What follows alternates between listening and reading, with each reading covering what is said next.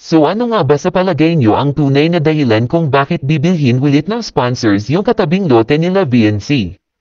Sa katunayan narinig po natin mismo sa isa sa malapit kay VNC kung ano ang tunay na dahilan kung bakit nga ba bibilhin ito ng sponsors. Actually may purpose po talaga ang mga sponsor dito at yan ang ating pag-uusapan at malalaman nyo mamaya ng kaunti ang dahilan.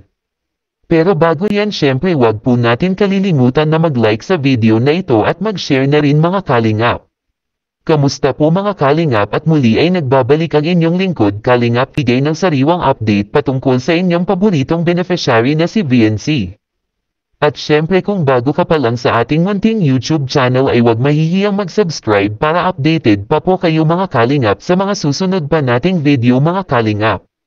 At paunawa mangyari po sanang tapusin po muna natin ang video na ito bago po tayo magbigay ng sarili nating komento kaugnay po dito mga kalingap.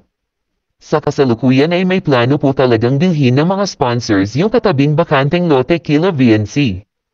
Actually kung inyong napapagmasdan noon pa ay business-minded po talaga ang pamilya nila VNC mga kalingap. Sa katunayan po ang purpose po talaga ng pagbili ng mga sponsors sa katabing bakanteng lote kila VNC ay para po talaga ito sa business pero anong business nga ba? Ayun nga po sa interview ni Kalingap JJ kay Kalingap Edu ay may alam nga talaga si Kalingap Edu sa kung anong itatayo na business sa likod bahay nila VNC maliban pa po ito mga Kalingap sa tindahan na ibibigay din ng sponsor magkaiba po iyon. So ay ayun na may post ano. Ano kaya nalagay yung mga baboy nila. Nalagay yung mga baboy. Doon lang yun? Ha? Doon lang daw. Ah, doon lang yun? Kanina para naman yun eh. Ah, may matira ng iba. Oo. Iba. Ang sabi nga po ni Kalingap Edu kung inyong napakinggan ng mabuti sa interview ni Kalingap JJ ang purpose po talaga nito ay magkakaroon sila VNC ng maliit na taniman ng gulay. Actually may baboy naman po sila VNC pero hindi po dito maaaring magtayo ng baboyan dahil marami ditong kapitbahay at siguradong magrereklamo ang mga ito.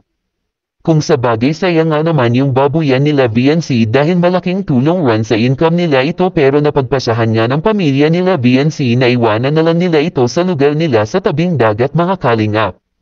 So iyon tama po ang inyong narinig dahil ang sabi po dito ni Kuya Edu ay iiwanan nila VNC yung negosyo nilang baboy gaya nga ng sabi ni Edu at marahil pagtatanim na lang ang gagawin ng pamilya nila VNC sa karagdagang lupa na ibinigay sa kanila ng sponsors. Actually wala naman po talagang maililihim ang mga sponsors kay Kalingap Edu dahil may bali-balita nga na si Edu po ay kinokontak din po mismo ng sponsors para magtanong sa kung ano ang mga gusto ni VNC. So ibig sabihin po lahat ng mga ideya na gustong ibigay ng mga sponsors kay VNC ay itinatanong muna po kay Kalingap Edu kung magugustuhan talaga ito ni VNC kaya nga alam nga mismo ni Kalingap Edu na kulungan ng baboy ang ipapatayo talaga dito mga Kalingap.